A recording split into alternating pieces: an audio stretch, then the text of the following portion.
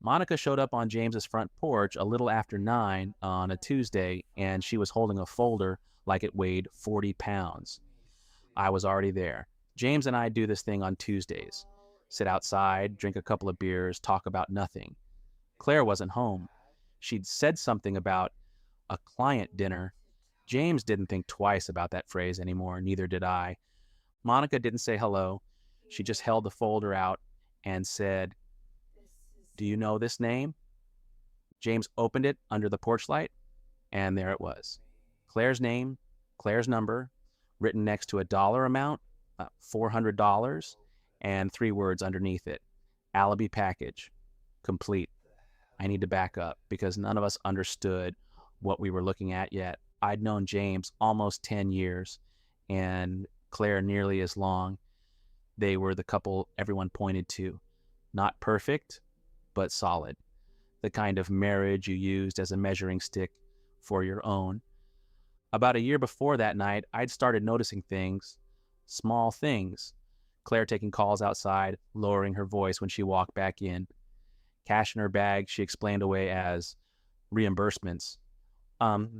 Once at their place, I caught a glance at her laptop screen, a second email account logged in, not her name, just some generic handle with folders labeled in initials instead of names. James saw it too. He never said it out loud for a long time, but I watched him start adding things up the way men do when they're scared of the answer. I started doing the math right alongside him, separately, neither of us saying it to the other until much later.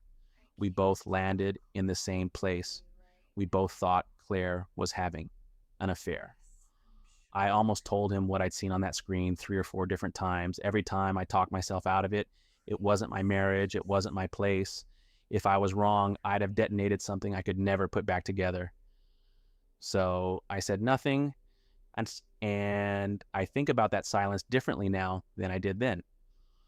What Monica had found wasn't about an affair at all. Not Claire's anyway. Her husband, Tom, a guy James and I had known since college, kept a folder hidden in his home office tucked behind some old tax paperwork. Monica found it looking for something else entirely. Inside was a printed itinerary, a fake business trip script, and a contact name at the bottom, Claire.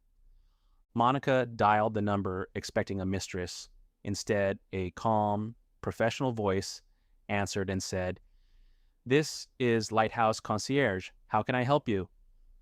Lighthouse Concierge, that was the name on the invoice. It took James about a day to get Claire to actually say it out loud, the two of them sitting in the living room with that folder open between them like evidence at a trial.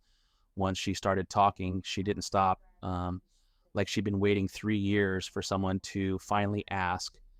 For 3 years, Claire had run a real business, pricing structure, repeat customers, referrals, built entirely around helping married people in our city cheat without getting caught.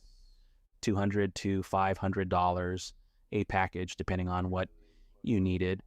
A burner email account set up and monitored. A cover story written and rehearsed. Fake conferences, fake late nights at the gym, fake out-of-town errands complete with receipts she sourced herself. Coordinated alibis between 2 people having an affair so their stories lined up if anyone compared notes. She even had what she called a spouse script, pre-written answers for the exact questions a suspicious partner tends to ask. Dozens of clients, mostly word of mouth, men telling other men, occasionally women telling women. 3 years of quietly profiting off the very thing that was, at that exact moment, hollowing out her own husband from the inside because he thought it was happening to him. James didn't yell. That's the part that scared me most, sitting 2 feet away from it. He just asked her, very quietly, "Did you ever once think about me while you were doing this?" Claire's answer is the kind of thing you don't unhear. She called it just a service business. She said she never touched anyone's marriage herself, She only handled logistics. She said people were going to cheat with or without her, so she might as well be the one who did it professionally, did it well. James filed for divorce 6 days later, not because Claire had been unfaithful to him. She hadn't, not in the way either of us had spent a year quietly assuming. He filed because he realized he'd spent 11 years married to someone who built an entire second identity around helping other people destroy the exact thing she pretended to value every single day she walked back through that door to him. I keep coming back to that year I spent watching her, certain I'd caught on to something. I was right that something was hidden. Or I was just wrong about what it was. And somehow that's worse. An affair betrays one person. What Claire built was a betrayal of an idea. The idea that the woman across the table from you, laughing at your jokes, asking about your day, actually believes in the life she's performing. She didn't break a vow. She ran a company off everyone else's. I've stopped asking myself if I should have said something sooner. Now I just ask myself how long you can sit across from someone and still not see them at all. Which is worse, cheating yourself or building a career helping others do it?